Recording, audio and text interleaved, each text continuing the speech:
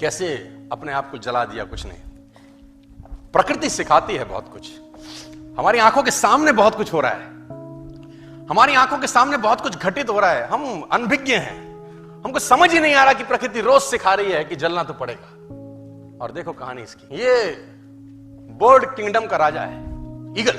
प्रकृति रोज सिखाती है कि if you want to become eagle तो आपको जलना पड़ेगा। 70 साल औसतन उम्र होती है, 70 साल ईगल का उम्र होता है सर। लेकिन इसकी कहानी का ट्विस्ट क्या है, और वो ये है कि 40 साल जब ये हो जाता है तो इसकी जो चोंच है ये बेंड हो जाती है, आगे से सॉफ्ट हो जाती है, शिकार नहीं कर पाता।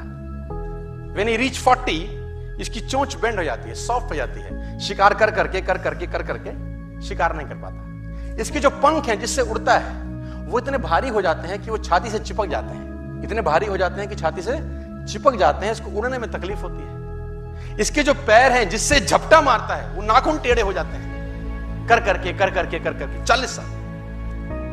अब इसके पास चॉइस है कि 40 साल के बाद मर जाए, क्योंकि उड़ सकता नहीं है, शिकार कर नहीं सकता, पंख भारी हो गए, उड़ना दिक्कत, शिकार पकड़ नहीं सकता क्योंकि पैर के नाखून खराब हो गए, और पकड़ भी ले तो चोंच से उसको मार नहीं सकता।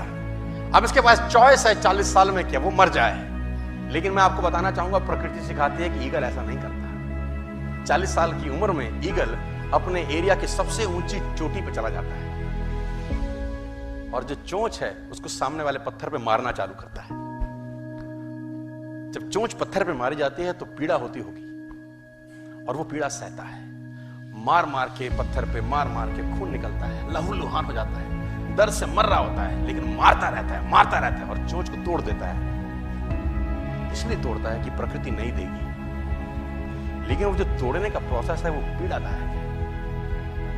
सेम कहानी है, जो पैर के नाखून रहते हैं उसको रगड़ता है शिला के ऊपर, रगड़ के तोड़ देता है उसको, कितना पेनफुल रहता है। लेकिन हर ईगल की जिंदगी में ऐसा दिन आता है 40 साल, जैसे ही चोंच निकलती है कहानी यहां खत्म नहीं होती, नई चोंच आती है, फिर वो उस चोंच से अपने परों को तोड़ता है, अपने जिस्म से अपने ही पर उखाड़ता है, क्योंकि वो पर उसके उड़ने के लायक नहीं रहे। भयंकर पीड़ा होती होगी, भयंकर। लेकिन इस प्रोसेस से हर ईगल गुजरता है अपनी जिंदगी में से, और 40 साल के इस प्रोसेस में 6 महीने के बाद वो एक नया ईगल होके 30 साल और जीता है, 30 साल और जीता है सर। तो आहुति तो देनी पड़ेगी। आज कल परसों चॉइस आपकी है।